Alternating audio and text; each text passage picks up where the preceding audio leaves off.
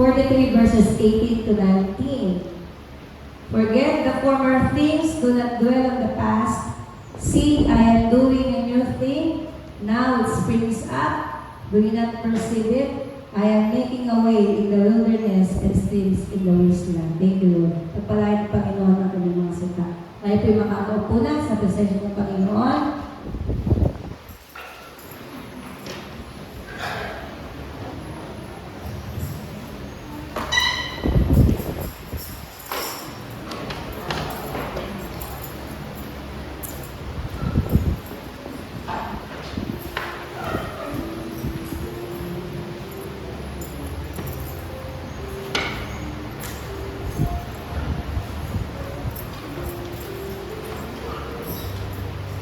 Pakisabi po sa inyong mga katabi, Merry Christmas.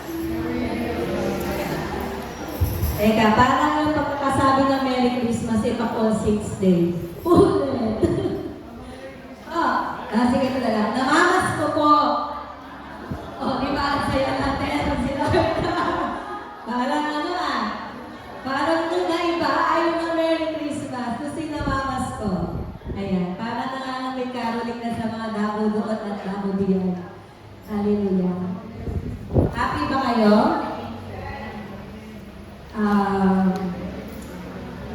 Ako po yung nagagalak ngayong umaga.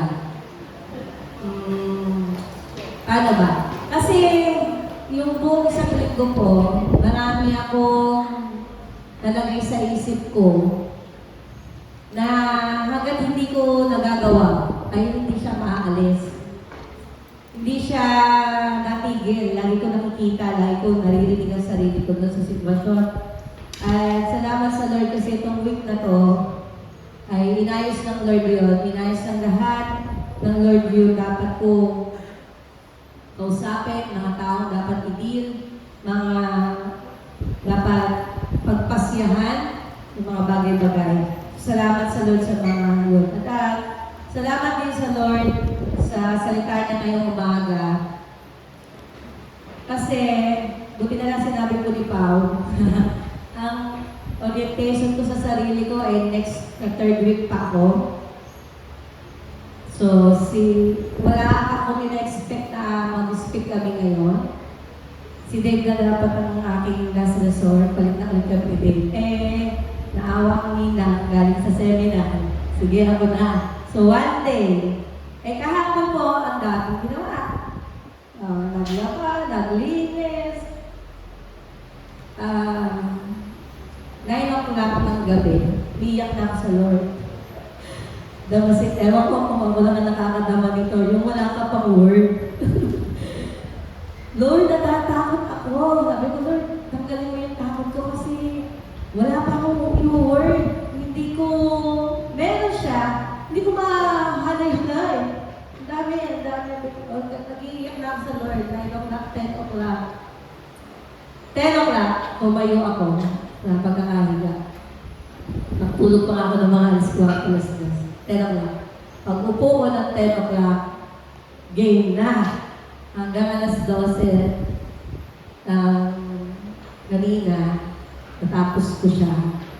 Tapos gumising na ako ng maaga. Sabi ko, Lord, kahit hanggang sa panaginip ko, paayos mo sa panaginip ko yung lahat ng nasabihin at gagawin. So, mahirap kasi ang nasa unahan, ang inyong maririnig ay basta-basta na tama. So, parang ako nga lang itong ipipreach ngayon. Parang laging gano'n. Anyway, let's move on. So, hindi ko tanda ang aking nasa dyan. Tulad po ng binasa natin kanina sa Isaiah. So, there's something new. Okay, madalas ko pong sinasabi ganito, ang mundo ay hindi kabuti.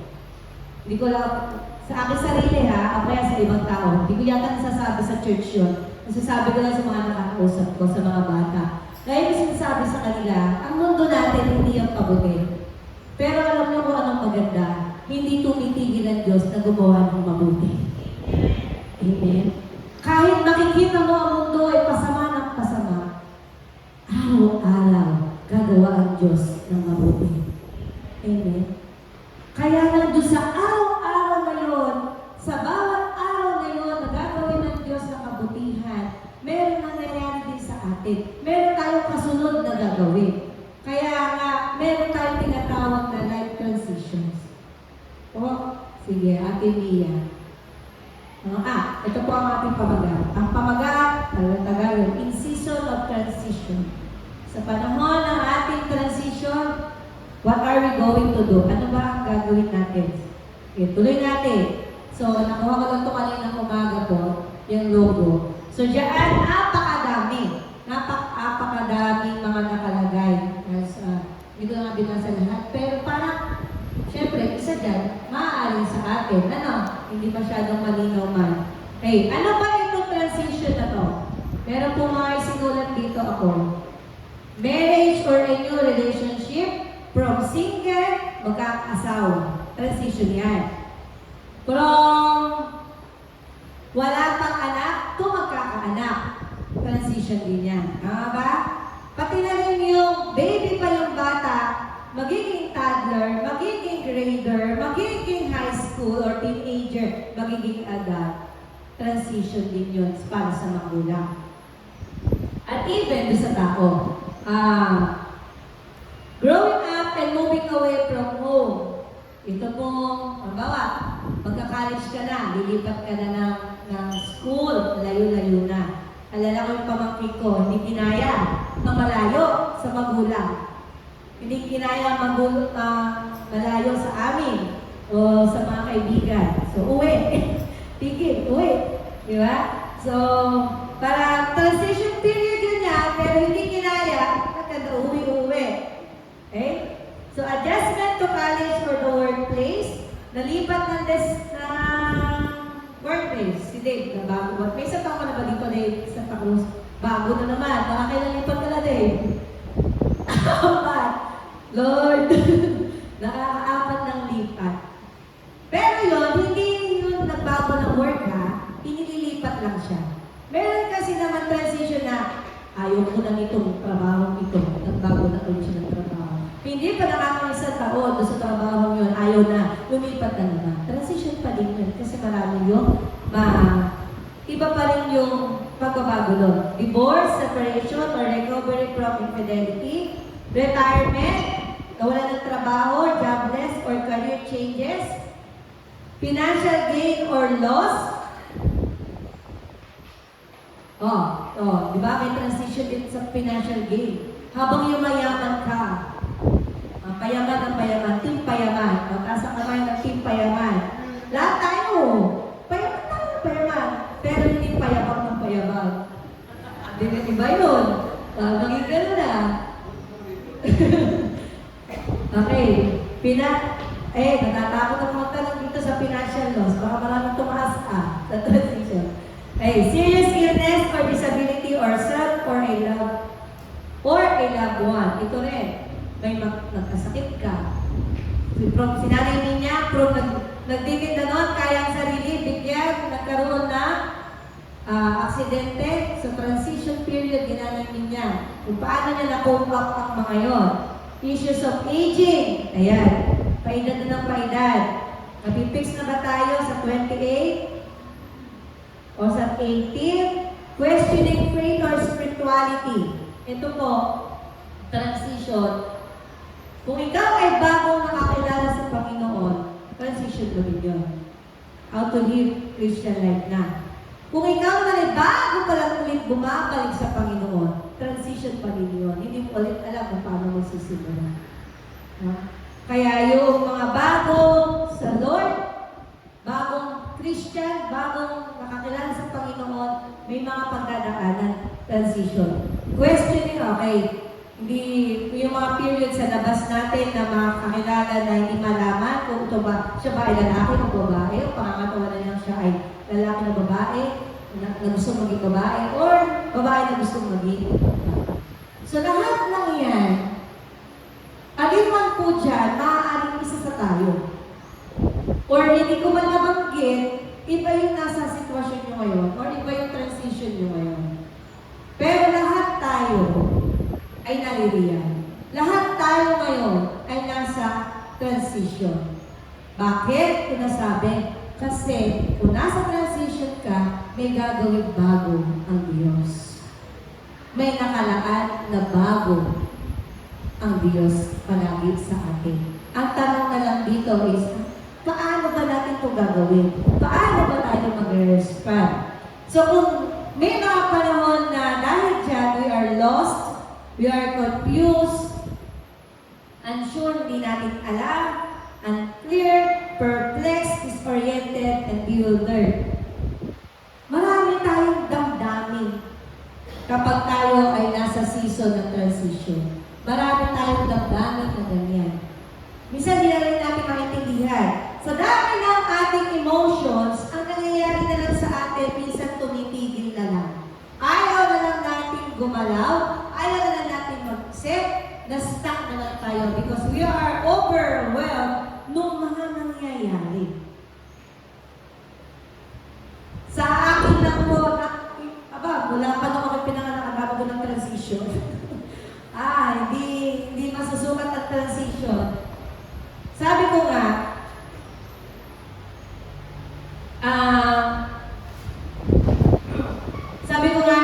alam yung sinasabi, kailangan ko maging strong, independent woman.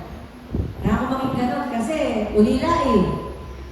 Pero mali pala, kagabi ko lang din na-realize, kailangan pala, ito ang nasa isip ko, strong, dependent on God, the self. Hindi pwedeng independent. Kapag sinabi ko kasi sa sarili ko, strong, independent ako, kahit hindi ako manalangin, kahit hindi ko isama ang Diyos, I will do my will. Gagawin ko yun independently sa lahat ng bagay. Pero dahil kasama ko ang Diyos, kailangan ko maging strong, dependent on God. Kailangan depende ako sa Panginoon. Okay. Sabi niya, when shifts and transitions in life shake you to the core, see that a sign of the greatness that's about to occur. Ibig sabihin, may changes or may transition, may shifting, may malaking gagawin ang Diyos. May malaking mangyayari. Amen? So, sino man ang magsasabi nitong, hello, I'm in transition. And if you're saying that, hello, you are in transition, ito po ang pwede natin gawin. Let's set first the definition. Ano ba pinagkaiba daw ng change at transition? Pag sinabi natin change, the events that occur in life. Ito yung pangyayari. Pag sinabing change, pangyayari na nagaganap sa ating buhay. Maaaring ito ay situational or momentarily. Okay? Ang transition, ito yung process of adapting changes. It is the internal process we experience in response to changes or to change. It is the process that unfolds before, during, and after the change event.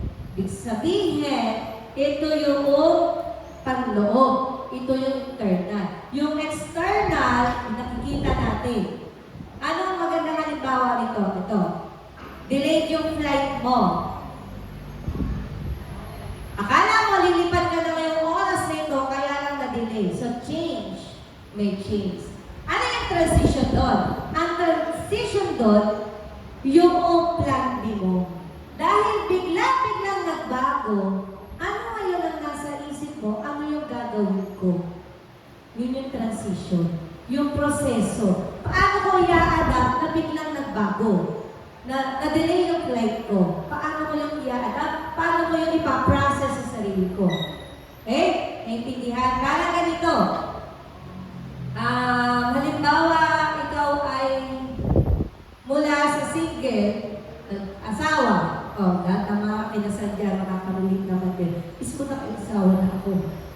Base lang sa mga aking mga naririnig at napapagmasdan. Diba? Malaki yung pagbabago. Mula doon sa pagiging single sa may asawa. Kasi pag aaralan mo, yung ugali nila. Iba pa yung mag-boyfriend at mag-girlfriend. Sweetie pa yan. Pero kapag ngayong mag-asawa na, at hindi lang isang taon, Okay na yun. Diba? Sa mga tagal na pumasawa dito, tama po ba yung transition yearly? Or habang nagse-celebrate ng 5th year, 6th year, 7th year, iba, may transition din dyan. Mula doon sa wala pa kayong anak, kaya niyong lumabas pag isa lang. Ngayon, pirme. Kasi may baby. Hindi pwedeng agad-agad sasama doon. May transition din. Ang tatanong doon, paano natin na-adapt yun? Paano natin gagawin yung mga pagbabago na yun? And even in our spiritual life, nasa lang Diyos doon kapag mayroon ng transition na gagawin ang Panginoon sa atin. God is always in the move. Lagi kumikilos sa Diyos. Ang tanong lang sa atin lagi dito, na nakikita mo ba? O yung sarili mo lang yung sarili mo lang yung kumikilos talaga. Marami kasi nagsasabi, yung pinag-pray namin to. Baka ang pinag-pray ay buo na desisyon. Tapos, Lord, sige, buo na desisyon ko, ito po, bahala ka na. No! Bago ka mag-desisyon, nakikita mo pa lang yan, Lord, bigyan mo ako ng vision. Bigyan mo ako, Panginoon, ng salita. Itutuloy mo ba ito o hindi? If the opportunities ay marami, palagi natin sabihin sa Panginoon, Lord, saladuhan mo yung hindi para sa akin. Yung hindi ko bigay. Kapag ang dami nanliligaw sa'yo, Lord, itira mo lang yung para sa akin. Pag walang nanliligaw, Lord, pengi na. May sagot pa rin, di ba? Kaya na pengi na, Lord. Ganito lang po ninyo. Kasi kapag ang isang bagay ipinilit natin, premature yun. Pag premature, hilaw. Pati ang blessing, hilaw. Kapag hindi mo yan niluto sa panalangin at sinunggaban mo kagad, pinalano mo yan na hindi man lang naluto sa panalangin, hilaw yan. At kapag hilaw, hindi mo yan gustong kainin. Kulang yan sa nutrients. The same with the blessing. Kung baga parang sinunggaban ko itong bagay na to, may pumapasok na blessing, pero nawawala ulit. Pumapasok, hilahan kami ng hilahan. Kasi, hilaw, premature. Ako po premature, pero hindi po ko hilaw. Ibig ko sabihin, kapag hindi pwede kang buhay na isipan mo lang, at tapos, Lord, ikaw na. No! Lord, ikaw, anong gagawin ko? Ganun yun.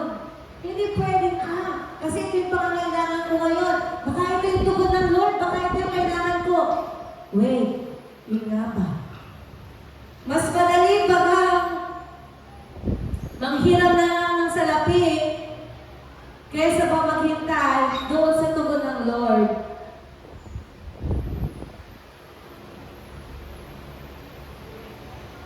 Mas madali bang umuuna sa present na lalaking naniligaw na ito kaysa hintayin ko pa yung ibibigay ng Lord. Kapag naging premature yan, sa mga kabataan, babae man o lalaki, kapag premature yan, tandaan ninyo, yun yung makakasama mo habang buhay. At habang buhay, kung premature yan, hilaw at hilaw at hilaw. Hindi, makakakilala naman din po yun sa Lord. Hindi lahat din ang Christian. Christian siya, Christian ako. Christian kami dalawa. Ibig ko sabihin, pareho Christian, pinag-ano kami. Bulad ako kami Christian, di kami talaga. Hindi. Ano ba Christian na pwede sa'yo? Hindi pa pwede yung nakikita mo ngayon, siya na yun, siya na yun. Hindi ganun yun. Hilaan para sa'yo. Huwag niyong ipilit. Pero huwag naman kayo kumabot sa edad ko. If you want to get married, paspasan niyo muna natin, Lord! Lord! Lord! Diba? Lord! Yun ang akin ngayon. Joke lang po yan. Joke lang po yan. Kasi sinabi ko naman sa inyo noon, nag-desisyon na ako sa buhay. Desisyon ko yun. Hindi desisyon ng Lord. So, mali. Anyway, let's go on. So, anong gagawin natin in season of transition? We have to position ourselves for transition. Una, gawin na i-position natin. Paano ba yung ipoposisyon? Ang liit pala ng ating gawa. Paano ba yung ipoposisyon? Know what to expect. Sorry na, July. Anticipate that something may happen out of the ordinary. Kasi doon sa transition na yon, kailangan natin mag-expect. I-anticipate na natin na may gagawing maganda ang Diyos, na may gagawing pagpapala ang Diyos, na may mangyayaring maganda na gagawin ng Diyos. To anticipate the new. Lord, bakit ganito yung nararamdaman? Bakit ako nasa sitwasyon na ito? Siguro kasi may gagawin kang bago. Hey, linawin ko to. Wala tayo dito sa scene, ha?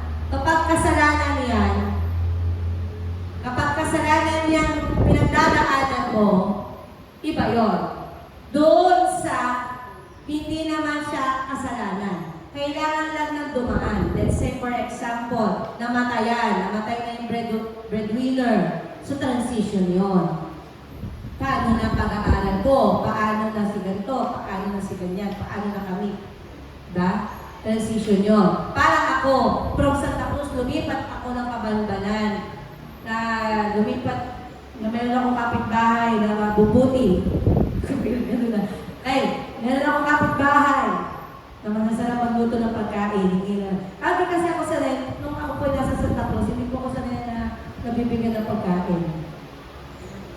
Lalo kasi ako nakakulong. Okay? So, ang Diyos ay gracious talaga. So, sa position natin for transition, merong dapat tayong ina-anticipate na may mangyayaring bago dito. Bigla kang nawala ng trabaho. Teka, inalis siguro ako ng Lord. Ay, hindi ka nag-resign, ha? Biglang nawala ng trabaho. May something new. Gracious ang Lord, sabi niya sa 2 Corinthians 9:8, and God is able to make all grace abound to you, so that always having all sufficiency in everything you may have an abundance for every good deeds. Amen. May bagong gagawin ang Diyos. May bago. To anticipate the different. Okay? Kailangan to position yourself, anticipate mo na. I-expect mo na may kakaiba. God is at work. May kakaibang mangyayari. Parang hindi ito yung normal mo. Hindi ito yung comfort zone mo. Hindi ito convenient sa'yo.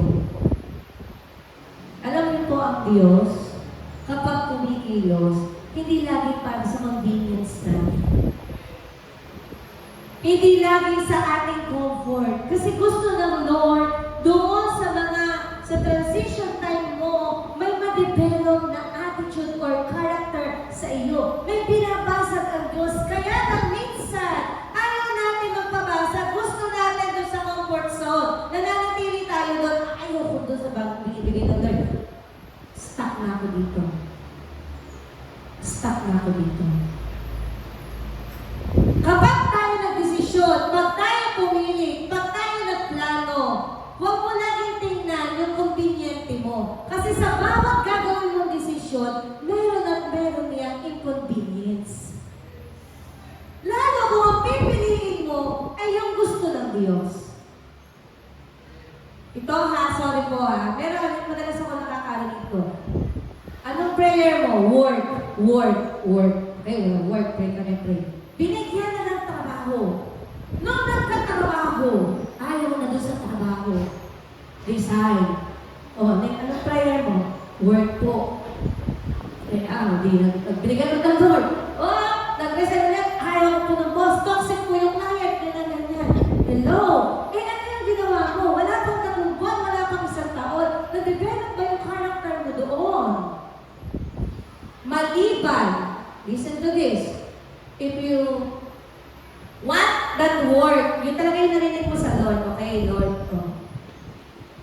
Go for it. Huwag mo muna siyang bitawan. Wala talagang madaling trabaho. Wala talagang madaling kilos. Huwag niyo munang bitawan. And then ask God. Ask, Lord, pagtapos ka na dito sa nangyayari sa akin, alam kong aalisin mo ko. Ganon ang Diyos. Maniwala kayo sa akin. Pag tinapos na ako, okay na, tapos na, ang learnings ko yan, angat na tayo. Next chapter. Okay? Ganon ang Diyos. Minsan, bago ng boss, hindi ikaw ang inalis, yung boss ang inalis. Diba? Kung gano'n. Minsan, gusto mo umalis kasi kulang pera, pero kung naghintay ka ng kaunti, kung narinig mo ang Diyos, teka, bibigyan kita ng bonus. Gagawin ko ng 36,000 ang sweldo mo mula sa 16,000. Hindi natin alam kung ano ang mangyayari. Paalala sa lahat, wag po natin, what's that? Yung habulin. Huwag natin habulin ang pera. Hayaan natin yung blessing ng Lord ang humabol sa atin. Paano? Seek God first. Hahabulin ka na lang yan. Paano mo sasabihin na habulin? Trabaho dito, trabaho doon, wala ng pahinga. Lahat ng isip, paano magkakaroon ito? Actually, after pandemic, naisip ko yun. Yung po, ang hirap, sabi ko, Lord, okay na ako. Mas kumakain ako. Nabibili ko yung gusto ko. Hanggang doon lang. Pero huwag mo naman akong paghirapin. Okay na ako doon. Okay ako doon. Kasi hindi man ako maluho. Kain lang. Ito po, pagkain po ang nagpapasaya sa akin. Kahit kung gaano kamahal yan pag gusto ko. Bibili ko po yan. Yun po. Yun lang po nagpapasaya sa buwan mo. And then, balik tayo. To anticipate different. God is at work. Ibig sabihin, for it is God who works in you to will and to act in order to fulfill His good purpose. Palagi tayong mag-pray. Ano ba yung purpose ng Lord? Ano ba yung gagawin ko? Lord, ano ba? Okay? Huwag lang tayo yung come what may. Huwag lang tayo yung, sige na, yan nangyayari. Okay? Then to anticipate the greater, God is generous. If you fully obey the Lord your God and carefully follow His commands I give you today, the Lord your God will set you high above all the nations on earth. All these blessings will come on you and accompany you. If you obey the command, the Lord your God, you will be blessed in the city and blessed in the country. Saan ka man dalhin ng Diyos, kasama mo ang pagpapala niya. Amen? Because God is generous. Anticipate, kapag mayroong bagong ibibigay ang Diyos, anticipate greater blessing. Amen. To anticipate the unknown, God knew the outcome. So church, nandyan ka man sa paghihirap na yan, alam ng Diyos ang kapalit niya. Alam ng Diyos ang outcome. Alam ng Diyos ang mangyayari after. Okay? Lagi na tayo nag-aalala. Paano kaya? Huwag kang mag-alala. Alam ng Diyos ang gagawin diyan. Amen? Paano? Ito nga, may mga magulang na, paano pag namatay na ako? Paano yung mga anak ko? Ganyan. Huwag po kayong mag-alala. Kung oras na natin, wala na tayong magagawa doon. Pero pag pinag-desisyonan ng Diyos na pagpalain ka, wala ding magagawa ang kaaway doon. Amen? Nag-decide ang Diyos na ibuhos sa iyong blessing, walang makakapigil doon. Amen? Kaya huwag tayong mag-alala. Pwede, baka ngayon, pero tigil na. Hindi na dapat kumain ng buong oras mo, buong araw mo, buong buwan mo. Yun na lang din ang inaalala. Hello, nasa ng Diyos doon. Saan mo nilagay ang Lord doon? Ba't puro pag-aalala ka na? Sama natin ang Diyos para mawala yung pag-aalala at takot. Amen. Kahit, tandaan niyo tayo sa ating verse, kahit naiwan ka lang yung mga magulang, may Diyos kang aasahan. Yun yung aking binigay ng Lord sa akin. Kung alam ko lang na mahirap pala yun, pwede na, Lord, pwede mo pagtan yung verse? Parang gano'n. Pero hindi pinagtan ng Lord yung verse. At yun yung nagsusustain sa akin hanggang sa ngayon. Maiiwan ka man ng lahat, may Diyos ka pa rin ang aasahan. Amen? Kaya huwag mag-alala, paano na kung wala si ganito?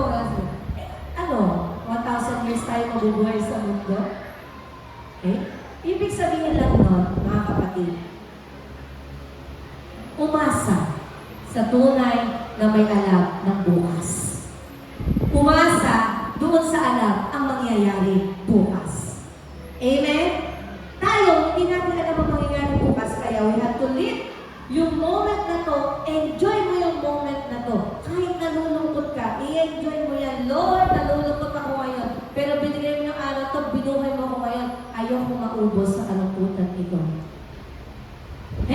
Ayoko maubos sa galit ko maghapon. Sorry na. Nagalit minsan sa estudyante ko. Pero yun may mangyayari. Yung mga relasyon mo sa anak, sa magulang, ay mangyayari pa dyan. There's something new. Diba? To anticipate, the Lord is casting to the rock, but is every decision is from the Lord. Lagi ang final say ng Lord. Huwag kang maniniwala sa mga tao na sila'y tinungtungan na ang buhay mo. Yan, batang yung ganito mangyayari. Ang anak ni ganito na yan. Huwag kang maniwala doon. Ang Diyos ang may final say ng buhay mo. Amen? Kahit ano pa ang sitwasyon nyo na mag-asawa, ang Diyos pa rin ang may final say ng buhay natin. Amen? To anticipate the uncomfortable, God is powerful. Yun nga sabi ko po kanina. Talagang ang transition, hindi ka comfort. Talagang may sakit, may kirot, may hirap. Pero ang Diyos ay mga pangyarihan. Kaya niya gawin ang lahat. Ang hindi lang niya kaya, kaya magsinungaling.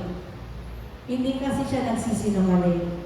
Kaya kung ano ang sasabihin ng Diyos sa'yo, totoo yun. Amen?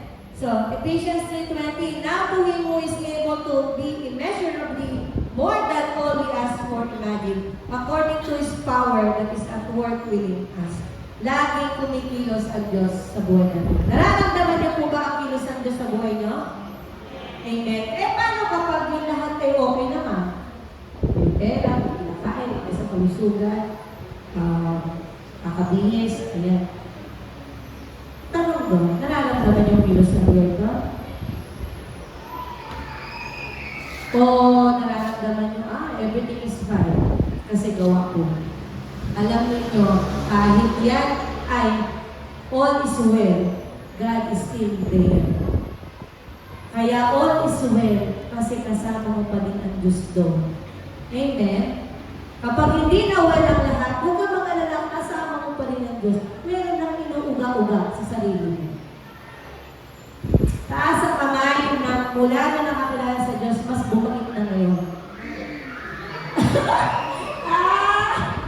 Transition, mas hindi na nag-alala. Lord, nataas ang kamay. Mas hindi na natatakot. Amen. Kaya, again, yung negative emotions, that's natural. Okay lang maramdaman natin yan. Kasi ibig sabihin, pag naramdaman mo yan, may kailangan kang tulong. At yung tulong na yun, alam mo kung kanino ka lalapin. Okay? So, kaya kailangan, sabi diyan, God, saan na ako? Ayun na, yung verse na yun. And then we have, second, pagkatapos natin iposisyon, pagkatapos mo anticipate lahat ng mangyayari, ang susunod mong gawin is have an attitude of readiness to move. Kailangan lagi kang ready.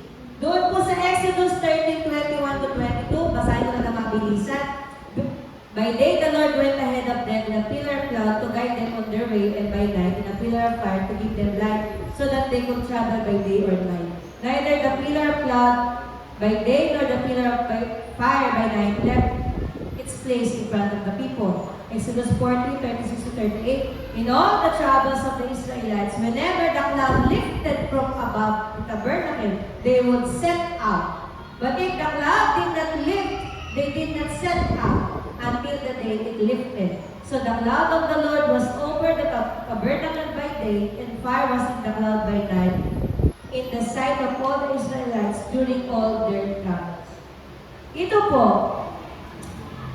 yung pag-alis ng mga Israelita mula sa Ehipto, yung kanilang 40 days po ba? 40? Oh, Chris na. Ayun, haba ng 40 years na yon ang kanilang paglalakbay. Ang maganda sa Lord, eto, binigyan sila ng Lord na gagabay sa kanila kung kailan lalakad at kailan titigil. Kahit si Moises, hindi niya alam kung saan yung promised land. Kaya ang ginagawa lang ni Moises, o lahat sila, ayun na yung cloud, nakada tayo, it's time to move. Right? Tumingin yung cloud, light ng day night, it's time to stop. Ganon din tayo. Ganon din ang gagawin ng Lord sa atin. Kailangan lagi tayong handa sa paggalaw. Kailangan lagi tayong handa sa pagkilos. Ready to move. O may gagawin ka ngayon, may sinabi ang Lord, o anak, ito yung gagawin mo para maging maayos yung relasyon mo. Angat na, ito yung gagawin mo. Hanay-hanay. Ang hirap po ng Lord nung pinapagawa mo sa akin. Hindi naman po ako sanay sa ganon. Kailangan mong sanayin ang sarili mo kasi yun yung paraan. Yun yung transition na sinasabi. It's time to move. Ready ka dapat lagi Lord mo. Angat na! Ito na, nag-pray ka na ng magkakaroon ng baby. Nagka-baby na. Yung susunod na mangyayari, anong mo? May sakripisyo. Hindi ka na matutulog. Hindi mo na alam yung sleep. Ano yung tulog? Hindi mo na alam yun. Kasi lahat ng sacrifice mo, lahat ng nangyayari doon sa transition na yun, doon sa hinigit na natin, o doon sa choice na, meron ka ng aalalahan.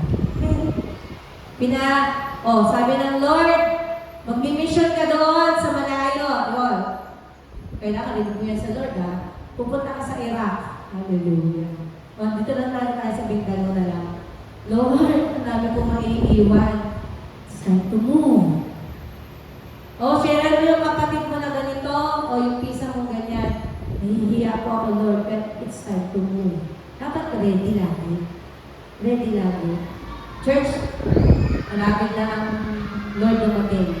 Kung tayo ready na lang ang buhay natin. Kamusta rin mga kakilala natin, mga kapatid, kaibigan, pinsan. Sana madagdagan natin yung burden na malapit sila sa Lord. So, have an attitude of readiness to move.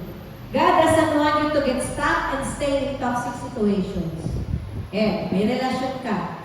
May karelasyon ka toxic. Alisan mo na. Toxic na Diba? Iwalayan mo na. Umalis na doon. Kung hindi na yan nakakabuti sa iyo, okay, may warning nga ang Lord, stop. Kapag hindi na nagiging masaya ang sitwasyon, hindi ka na nag-bless sa relasyon, stop. Move. Alis na muna tayo. Lord, tell me your direction. Ano po? Susunod ako. Ano po yung cloud na gusto mong sundan ko para doon sa life na yun? Amen? You don't know exactly. He is the God who loves to move His children and experience more of Him. You don't know exactly what it will be like on the other side. But you know it's coming and you need to be ready. Your present help in the situation is God. Hindi mo alam yung mangyayari sa'yo sa dulo. Itong minsan, ako po ay mapalad kasi nasa gobyerno ko. Teacher ako Kahit magpalit-palit ng presidente ng Pilipinas yan o ng Deputy Secretary, mananatili ako sa trabaho ko. Ako lang ang aayaw. Okay? Ako lang ang aayaw. Pero, kapag naman nasa tayo sa trabaho na kung saan ang hirap na talaga, huwag kang mag-alala kasi may tulong na magagaling sa Diyos. Amen? Magpalit-palit ka ba ng trabaho? Ang susunod mong panalangin, Lord, permanent na ako dito ha, eto na to. Kasi lagi siya may lahat na tulong. But you know it's coming and you need to be ready. So hindi mo man alam ang susunod, but you need to be ready. Next. In season of transition, you need prayer. Church, kamusta ang prayer life natin? Paano ba tayo nagpe-pray? Ano ba ang laman ng ating mga panalangin? Lord, thank you for this food. understand ano yung sustansya ng ating panalangin. You need to pray. You need others to pray for you. If going through battle, we need to understand that God doesn't want you to go through it alone. There is strength in numbers. Marami sa atin ganito, kapag-tapakan. Kinakaya sa sarili. Kaya tayo may fellowship. Kaya tayo may church. Kaya tayo may sister. Kasi gusto ng Panginoon, kasama mo siya doon sa laban ng buhay mo. Amen? Pero madalas, ito po nangyayari lang, yung mga can-do culture. Kaya ko to, ayaw mo pang malaman yan. Ayaw mo sabihin ito sa kanya. Bakit kaya nga mga tao may gano'ng damdamin? May gano'n. Ayaw magsabi. Nahihirapan na pala. Kaya tuloy, ano nangyayari? Manguhulat na lang kung paano, ano nangyari sa kanya. Sayang, hindi ko alam na may nangyari pala sa'yo. Kailangan. Kumuha kayo ng mapapagkatiwalaan mo talaga. Huwag kayo mag-alala kahit sinasabi niya, lagi na lang yan ang problema mo. Kahit hindi nagsasabi ng gano'n, hindi titigil pa naman din yung manalangin. Ito na naman tayo, ayaw na naman tayo. Huwag kang mag-alala kahit ganunin ka niya. Ganunin kaya ng mga tao, hindi pa rin yung tumitigil na ilapit ka sa Diyos. Christian Alvarez. Ibig ko sabihin ganito, pumili tayo ng taong lalapitan na alam mo ang lalapitan din niya ay Diyos. Yung alam mo, hindi ipapahamak kung ano man ang binanggit niya sa iyo. You need prayer. Kailangan mo manalangin. Huwag kang titigil, huwag kang magsasawang manalangin. Ngayon, kung hindi mo alam ang prayer, Lord, peki ako ng words to pray. Kung minsan, mag-aatal na lang, mag-speak in tongues, it's okay. It's the Spirit in you. Wala kang magkuhang words eh. Diba? Si Lord na. You need to pray and you need others as well. Meron ba kayo nakakasama sa lakbay ng buhay na yan? Meron ba tumutulong sa inyo church sa hirap ng buhay na ngayon? Wala nang sumasagot. Lord, bigyan niyo po ang bawat isa ng mga kasama sa mga hirap. Learn to trust others. Huwag mong tingin lang sa sarili mo yan. Kaya kami sa leader. O kung ayaw mo kayo sa leader, di yung may kasama mo sa cell. O sila pastor. O asawa mo. O yung asawa mo, pag nabigatan na, kanina na. Sa'yo naman babalitin. Hindi, ito lang. Ang ibig ko lang pong sabihin dito, kailangan mo ang tulong ng iba.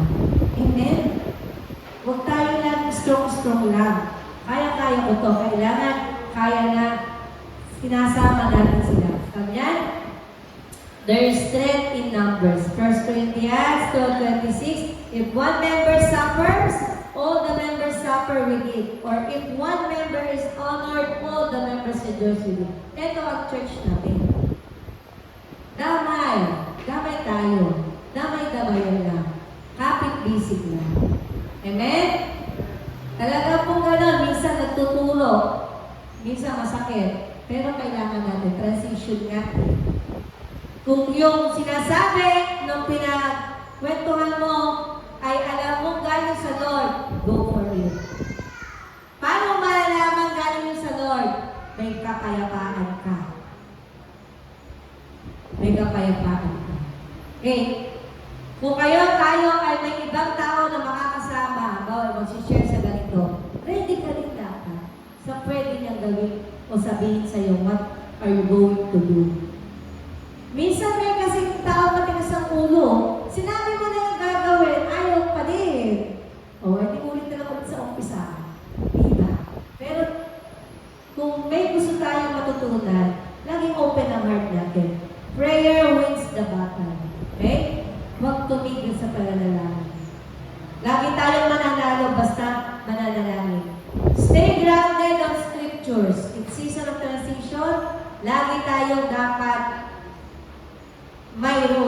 ng Diyos. Write down, meditate, and handful scriptures as you daily reminded and believe. Paniwalaan mo yung salita ng Diyos. Taas ang kamay ng araw-araw pa nagbabasa ng Bible. Okay po, nakita niyo po yung Lord, yung mga tumaas ng kamay. Okay? So, kinakailangan natin ng scriptures.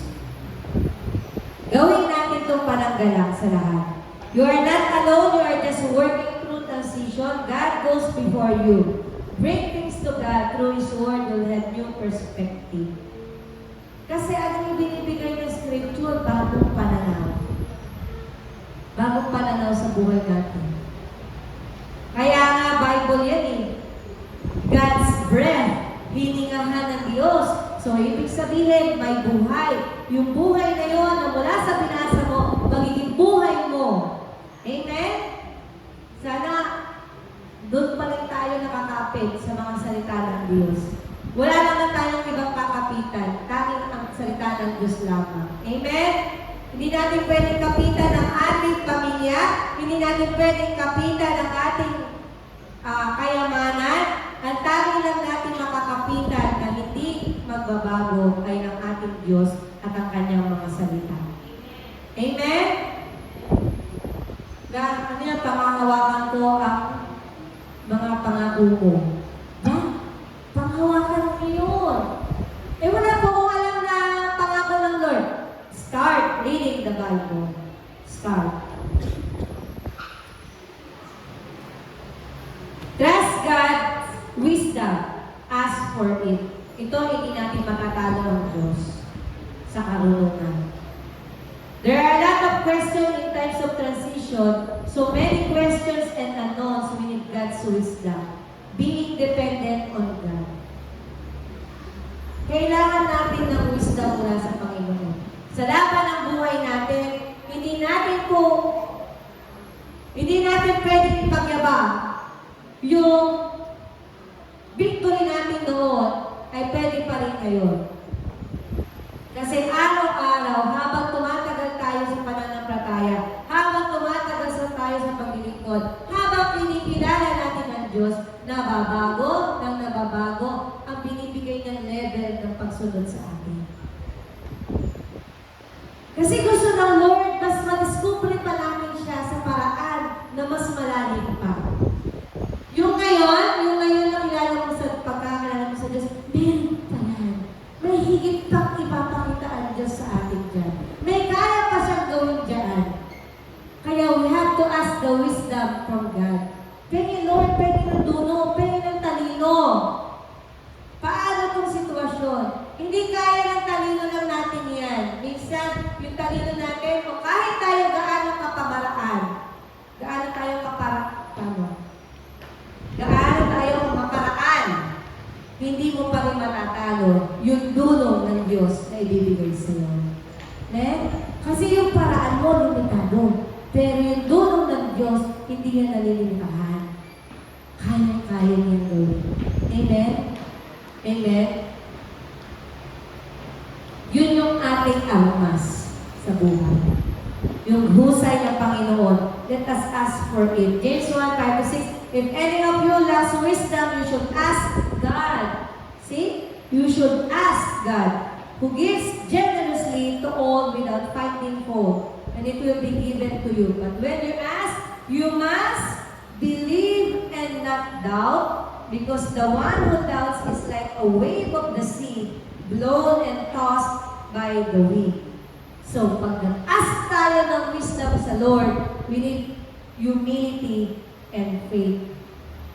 Humility and faith unlocks wisdom.